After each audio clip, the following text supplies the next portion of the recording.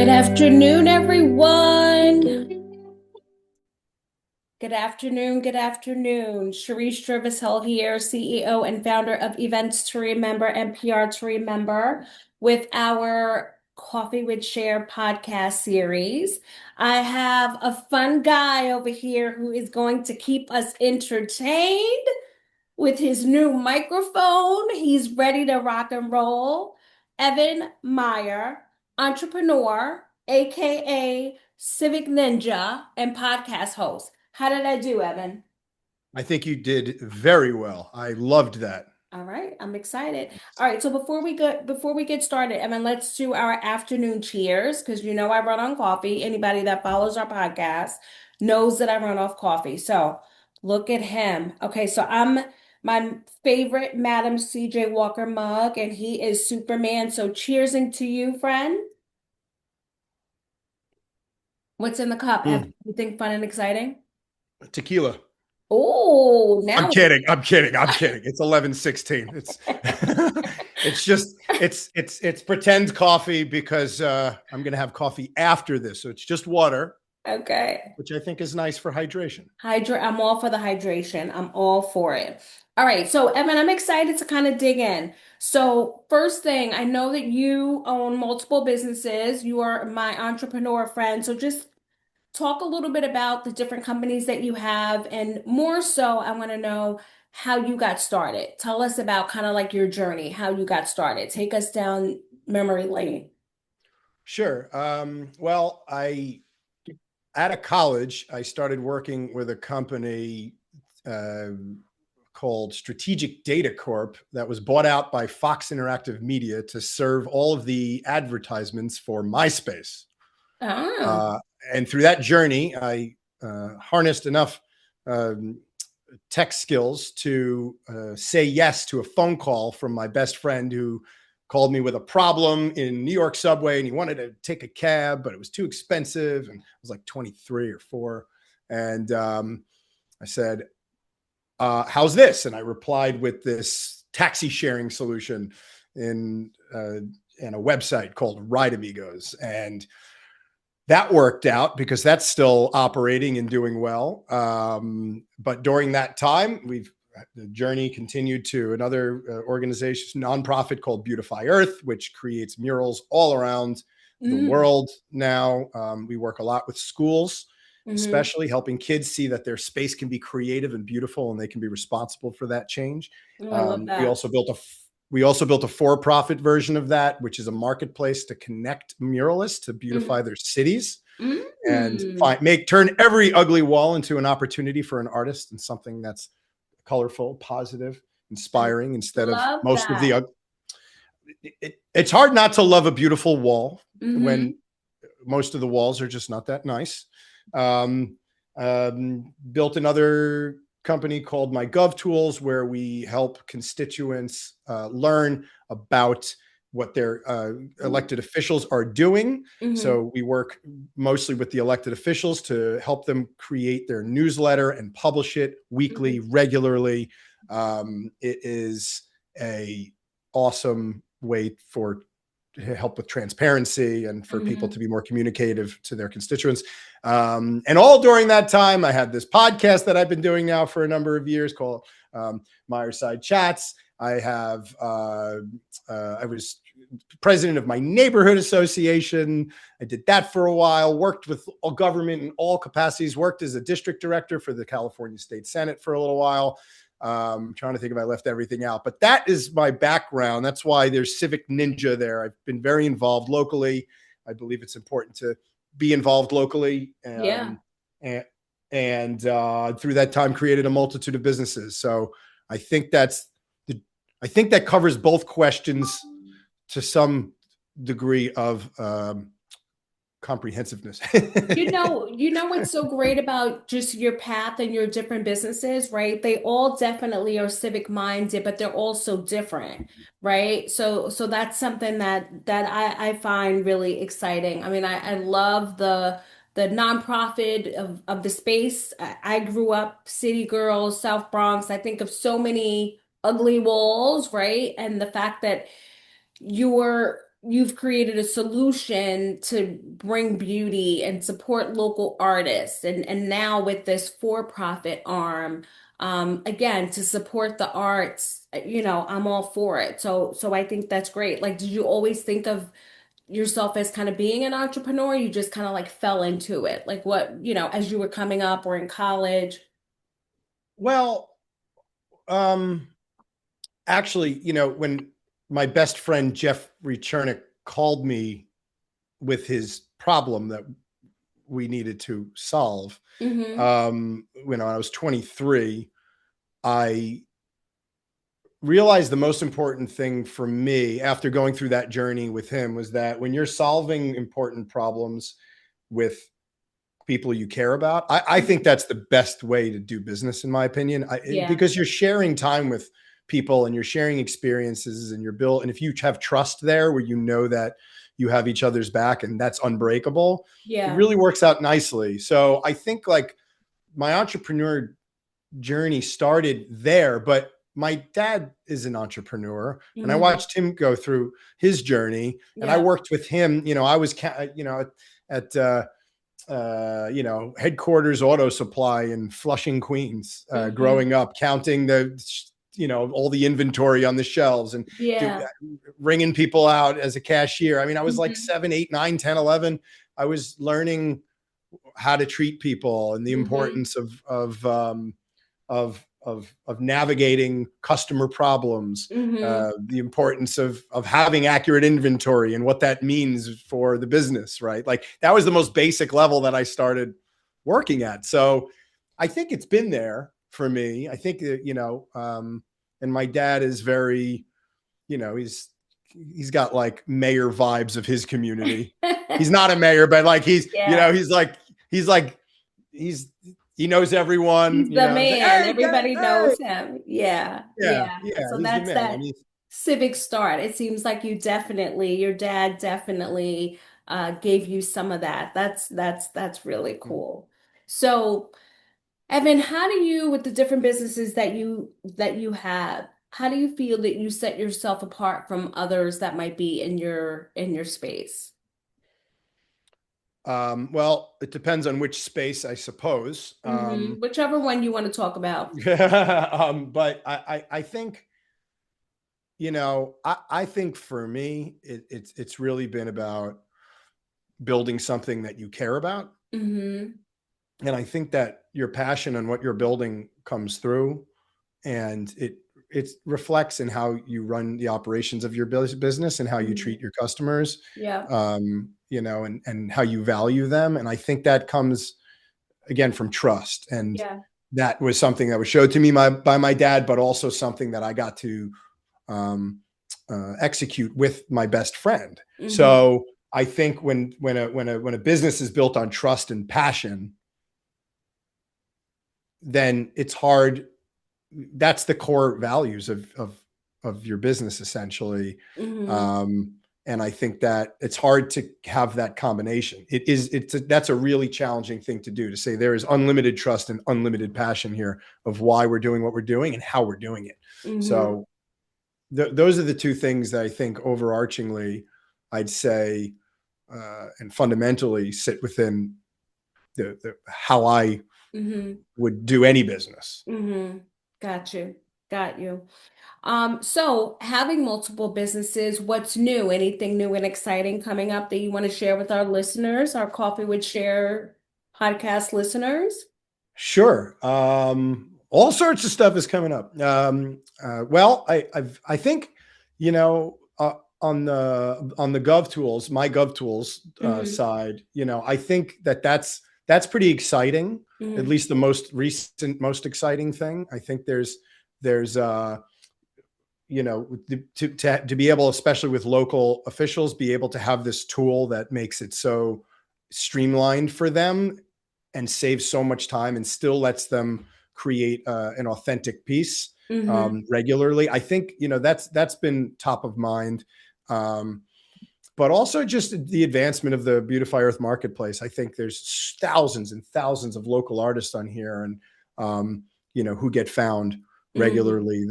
So these are the things that have been top of mind. I hope to continue both of those missions. Hmm. Uh, and but I think even the podcast, like I enjoy these conversations so much. I Hmm. love coming on and talking to people. I love meeting people. I Yeah. love having people on my show. Yeah. And I think there's just so much you can learn from people. So I think I've been inspired lately by just enjoying the time I'm spending with people I've never met before. Yeah. And you're like, hey, let's share this half hour together or hour, and like, Hmm.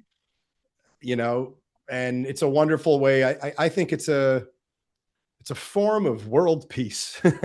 Which we need you know? right now, which we definitely need right now. Yeah. Um, and also too, I think, not speaking for you, but it has to be rewarding for you to walk around and see these pieces of art, that your company was instrumental in, helping to facilitate and create. So that has to be another something that really kind of inspires you, just to be able to see the difference and the change that, that you have a hand in helping to make. That's what I Yeah, really. it's cool. It's cool. It's cool. The most, and the most rewarding part is when a child is painting their own classroom wall Mm, or their own what, right? And they're like, and they were part of that, and you come in on a Saturday and you do this, and you get to really see how they get to be part of their own change in what's yeah. generally ugly prison looking Mm, jail cell schools. Like, it's remarkable to me that we've accepted that as the norm. Here, go into this gated, fenced, barbed wire, white walled classroom with letters on the wall, and yeah. go be inspired and love school. Go enjoy it. Yeah, no. You're going to enjoy it. You're going to love this jail cell with all your jail cell inmate friends. Oh It's like God. we create such the wrong environment for thinking about education. It's And for and that creativity, and to really like tap into creativity. totally, totally. Yeah. You imagine going into like a white box with it with some older person who's just like, now you're gonna learn A, B, C, okay, and go sit, and you're just supposed to sit there, not get distracted, get yelled at for getting distracted. Now, hey, you look over here. I'm important right now. Like I don't understand that. It's so strange to me. Oh my gosh, that's That's our public school hysterical. system. Yeah, Not that's all of them. There's not exceptions. There's all. exceptions. Not all. I have to say, and I talk about this a lot. My youngest daughter is a teacher. You're in California, right? I am. Yeah, I'm in New York, and my youngest daughter is a school teacher, and I love the creativity that she brings to her classroom every day. Like, they just sent out like a newsletter about her classroom for New Year's. So this is what she did, and I think having an event planner mom, kind of helps, because like helping your dad, she was selling raffle tickets and all this stuff all of her life. Now she's a young adult. For New Year's, she did for the kids, had everybody come dressed in their pajamas. They did a big countdown wall with the numbers that go down. She had like confetti. They did a Happy New Year's. They did like crafts that all tied into the new year. And it was so awesome. The kids, the parents, they had a great time. And that was something different. She was like, everybody loves the ball drop, right? So I'm going to do the ball drop in my classroom. And it was awesome and it was fun. So I think, really doing something creative and something different, these have lasting effects on the children for sure. So, little positivity about someone who's doing good stuff for our next generation. All right. Evan, you are frozen, or is that me? You here with me? Totally. Uh-oh. Okay. Totally. You That's right. back? That's right. You're frozen on my side. Okay. Let's see. All right, you're moving again. It frozen for a minute. I think we're Froze good. for a second. Just want Yeah. to say that your New Yorker came out there. I too am from New York. I think you said ball drop, Yeah. ball drop, and I was like, all right, there it is. I know with about one drink, I'm saying ball drop in coffee too. So a cup of coffee and a ball drop on New Year's. I Yep, just, I was like, there it is. Oh, what I knew this was going to be fun. I know I'm going to relate fast. Yes, that was it. You got it. All right. So, lastly, my New York, deep-rooted New York friend, tell me about this is my favorite question. This podcast we've built for entrepreneurs, kind of just to share entrepreneurs that have been doing this for a while, help share our story to help someone else. So, what advice would you share to, it could be a new entrepreneur, someone just starting out. It could be someone who's been in business for a really long time, hitting a rough patch. It could be someone who is, thinking about closing their doors because they're just tired of the hustle bustle. What advice Yeah. would you share, Evan? Well, it's hard to give it, when someone's in a deep, if in a financial struggle and closing their business, I think there's some circumstances there that I don't know if I want to speak to that, but I'm going to say the general Yeah, entrepreneur whatever, kind whatever, of vibe, whatever right? route Like you want. more, I think a lot of times I could speak better to people maybe getting started with this piece of wisdom that I guess it took me a long time to get, but it's sort of like the river. Starting a business is no different than a relationship or life. And it's just like, it's a river for most people and it Hmm. has these ups and downs and you have to ride it for like 7 years minimum. Yeah. Like expect that going into it. If you're Hmm. not ready for that, you'll be disappointed fast and you're going to give up fast. Yeah. And like, if you're, and some people get lucky, they win the lottery, they raise $1 million, they build something huge, then most of them fail Hmm. anyway, but at least they were paid a salary and their investors just, it's only a drop in the bucket and their portfolio still performs if they get one unicorn. So, Hmm. it's like, but you can't play that game. The game to play is expect to work hard, expect to learn to do a lot of pivoting, Yeah. and expect that if you are not willing to do that, you probably won't make it to where you want to be. Hmm. And that's just that, like, everyone's competing in this world to have something awesome. So you have to be willing to put it longer, learn more about it, address the needs of the consumer and the value propositions better, more accurately, more descriptive, more or simpler, whatever it is. And like that takes time. And it takes pivots, it takes learning, it takes just being educated on the market, on your customer, on Hmm. the operations of how you're going to execute this, making sure that your cash flow is can be retained while you're Yeah. building something, that you don't Hmm. overhire, that you don't underhire, that Yeah. there's so many things. You have to know legal, market it, you have to know a little bit of everything to be an entrepreneur. And especially if you're getting started, like that just takes time. Yeah. So like, and then even then you could be at 7, 10, 15 years and there could be a new policy change and you could just go out of business because there's no more money for your business. Yeah. And things, ish Not to happens. leave doom and gloom, guys, but these are facts. You know what I mean? It's like, yeah, it's true. You got to be ready for that. You got to be You ready. do. So yeah, I'd say just be prepared to, and to not, I think the last piece is like, there's no such thing as failure if you're going on that journey. It's all what to not do next time and learn Learning. differently. Like, yeah. Yeah. So you got to No. embrace those things and that gives you a chance. Yeah. No, I mean, you know? you're right. I mean, you have to be ready. I agree with everything that you said, and the legal and marketing and all of that stuff, it gets more intensified as you grow. But Oh then, yeah. hopefully you've grown enough where then you can hire people to kind of take some of these pieces off of your plate. But Right. yeah, in the beginning you have to commit to All right. that 7 year. Yeah. Um, really, I think back to how long it took me just to be able to pay myself. So those are things Sure. that really, Leaders eat last, right? yeah, you really have to think about. So, Yeah. Evan, I had a lot of fun with you. Thank you so much for being here. Where can everybody find you? My personal website is evanmeyer.io. You can also see my organizations, rideamigos.com, beautifyearth.com, mygovtools.org, Meyerside chats on YouTube or any of your favorite podcast players. And you can learn more about me, connect with me on LinkedIn or whatever.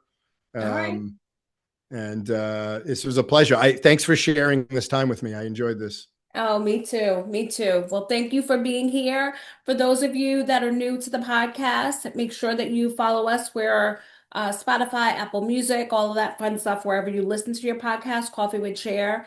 We also have a YouTube that we just kind of uploaded all the episodes on. So make sure that you guys check that out, Coffee with Cher. Subscribe, share with your friends that are looking to jump into this entrepreneurial journey or ones that are existing entrepreneurs. Please share, help us grow this page. And thank you, Evan, for being here. Pleasure. Thank you so much. Thank you.